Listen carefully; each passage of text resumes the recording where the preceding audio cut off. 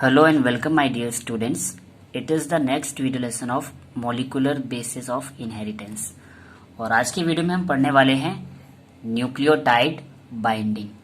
Last video में मैंने आपको एक्सप्लेन किया था न्यूक्लिक एसिड के बारे में, और जहां पर मैंने बताया था जो न्यूक्लिक एसिड होते हैं वो न्यूक्लियोटाइड के पॉलीमर होते हैं। मीन्स बहुत सारे न्यूक्लियोटाइड की लॉन्ग चेन जब बन जाती है तो हम उसे बोल देते हैं न्यूक्लिक एसिड। तो यानी कि हम सिंपली बोल सकते हैं कि जो न्यूक्लियोटाइड है वो बेसिक यूनिट है हमारे न्यूक्लिक एसिड की।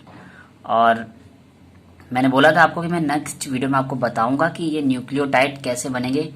मीन्स जैसा कि एक न्यूक्लियोटाइड में मैंने 3 बेसिक स्ट्रक्चर बताए थे, नाइट्रोजनस बेस, पेंटोज शुगर और फॉस्फेट ग्रुप, या जिसे हम फॉस्फोरिक एसिड भी बोलते हैं। तो आज के वीडियो में हम इसी सारे प्रोसेस को कंप्लीट करने वाले हैं। मीन्स मैं सारे के सारे तीनों स्ट्रक्चर को बाइंड अप करके आपको एक न्यूक्लियोटाइड बना के दिखाने वाला हूँ। सो इस वीडियो को बहुत ध्यान से देखिएगा। चलिए स्टार्ट करते हैं। तो फर्स्ट ऑफ ऑल, जैसा कि मैंने बताया था कि हमारा जो न्यूक्लियोटाइड होता है उसमें 3 बेसिक स्ट्रक्चर होते हैं। एक तो हमारा होता है नाइट्रोजनस बेस। तो ये है हमारा नाइट्रोजनस बेस, और यहाँ पर जो हमने नाइट्रोजनस बेस लिया हुआ है, ये जो हमारा पोर्शन है ये हमारा नाइट्रोजनस बेस का है। और यहाँ पर जो हमने नाइट्रोजनस बेस लिया है वो है हमारा एडेनिन। और जैसा कि मैंने बताया था एडेनिन जो है वो प्यूरिन बेस है। 2 प्यूरिन बेस मैंने बताए थे, एडेनिन और ग्वानिन। तो जब प्यूरिन बेस की स्ट्रक्चर की बात आती है तो वो डबल रिंग के होते हैं। एक तो हमारी इमिडाजोल रिंग होती है 5 कार्बन वाली, और दूसरी 6 कार्बन वाली पायरोल रिंग होती है। तो इस तरह से यहाँ पे एक 6 कार्बन की रिंग है और दूसरी 5 कार्बन वाली रिंग है। तो इस स्ट्रक्चर को हमने बोल दिया है एडेनिन। तो ये हमारा हो गया नाइट्रोजनस बेस। और नाइट्रोजनस बेस के साथ साथ हमें क्या चाहिए होता है, शुगर चाहिए होती है। और वो शुगर कैसी होनी चाहिए, 5 कार्बन वाली। तो ये हमारे पास रही 5 कार्बन वाली पेंटोज शुगर।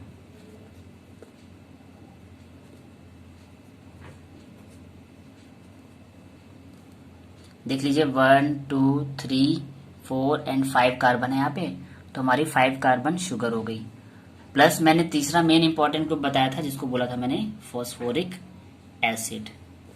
तो ये देखिए H3PO4, या जिसको हम बोलते हैं फॉस्फोरिक एसिड।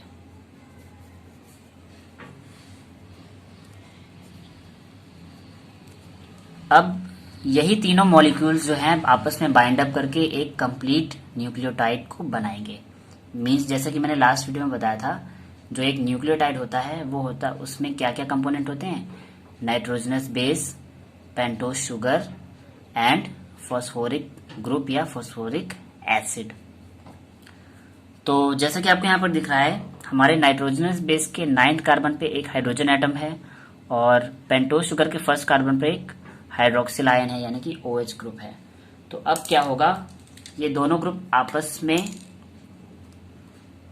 ये H आयन और OH आयन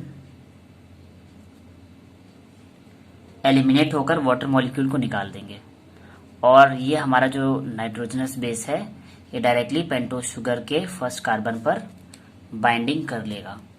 सेम एज अगर इसी पेंटोज शुगर के हम 5th कार्बन की बात करें, देखिए ये 1st, 2nd, 3rd, 4th और 5th कार्बन पर जो हमारा ग्रुप है वो है CH2OH। अब ये OH ग्रुप हमारे फास्फोरिक एसिड के H आयन से बाइंड अप करके ये भी क्या बना लेगा, H प्लस OH यानी कि वाटर मॉलिक्यूल। और यहाँ पे भी H प्लस OH यानी कि वाटर मॉलिक्यूल निकल जाएंगे। और फाइनली जो स्ट्रक्चर हमको देखने को मिलेगा फिर वो कुछ ऐसा होगा। देख लीजिए, मैंने नाइट्रोजनस बेस का हाइड्रोजन रिमूव कर दिया और पेंटोज शुगर का OH आयन रिमूव कर दिया, वाटर मॉलिक्यूल रिमूव हो गया। और देखिए नाइट्रोजनस बेस और pentose sugar directly bind up हो गए। अब ये वाला जो बॉन्ड बन रहा है, ठीक है, ये बॉन्ड बन रहा है नाइट्रोजनस बेस और पेंटोज शुगर के बीच में। तो फर्स्ट ऑफ ऑल एक बात बता दूं कि ये जितने भी बॉन्ड बनते हैं हमारे न्यूक्लियोटाइड्स में या हमारे न्यूक्लिक एसिड में, वो मोस्टली कोवैलेंट बॉन्ड होते हैं।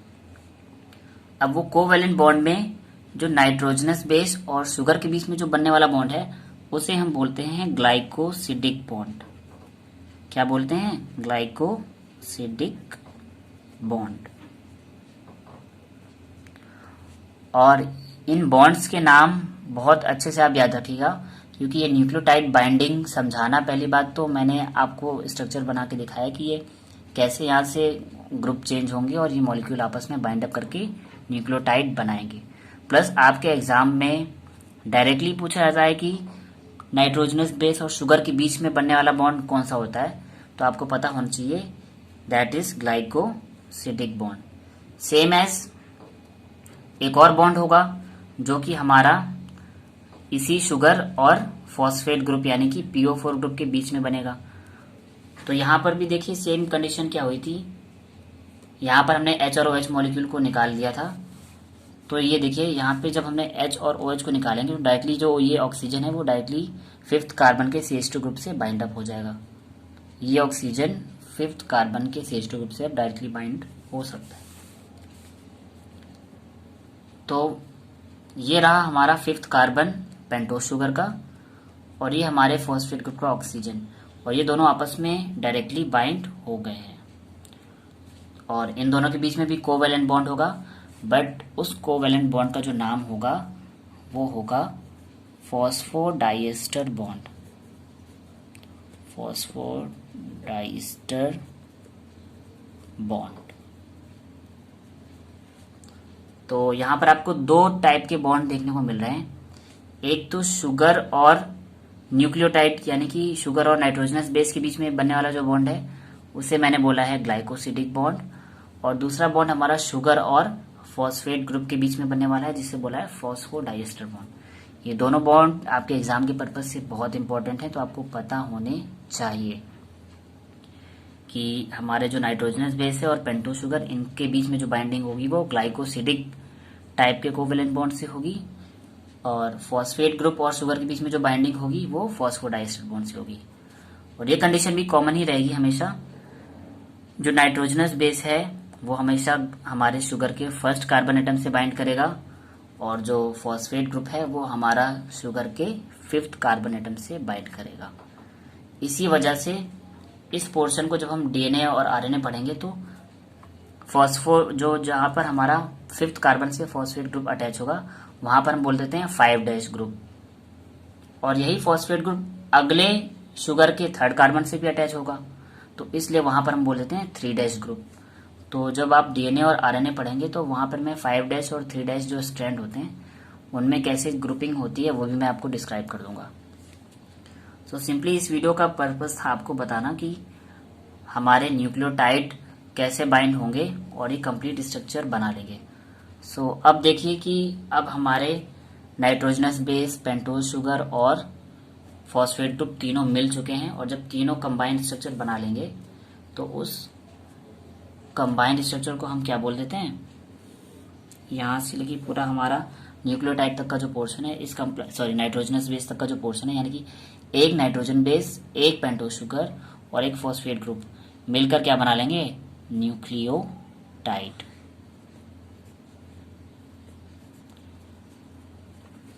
और जैसा कि मैंने बताया था आपको न्यूक्लियोटाइड और न्यूक्लियोसाइड में क्या डिफरेंस होता है, तो इसी न्यूक्लियोटाइड से अगर हम क्या करें, इस फॉस्फेट ग्रुप को हटा दें यानी कि केवल नाइट्रोजनस बेस और पेंटोस शुगर को ही लें, तब उस पोर्शन को बोलते हैं न्यूक्लियोसाइड।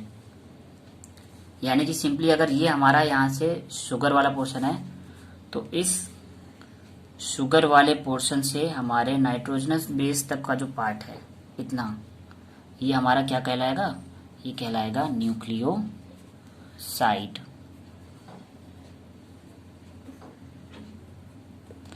न्यूक्लियोसाइड।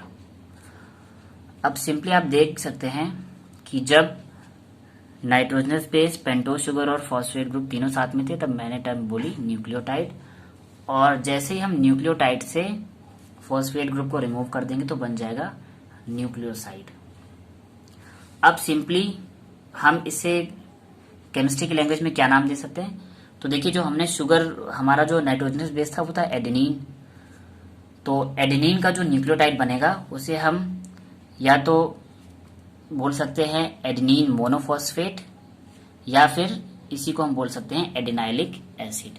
यानी आपके पास ये जो स्ट्रक्चर दिख रहा है ये किसका है, AMP का, यानी कि एडेनोसिन मोनोफॉस्फेट, या इसी को हम बोल सकते हैं एडेनाइलिक एसिड।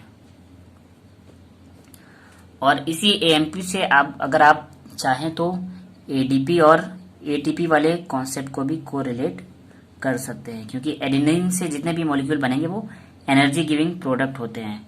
यानी कि AMP जो अभी हमने बनाया है एडेनोसिन मोनोफॉस्फेट है, इसी एडेनोसिन मोनोफॉस्फेट, इसको हमने एडेनोसिन मोनोफॉस्फेट इसलिए बोला क्योंकि यहाँ पर केवल एक PO4 ग्रुप अटैच है।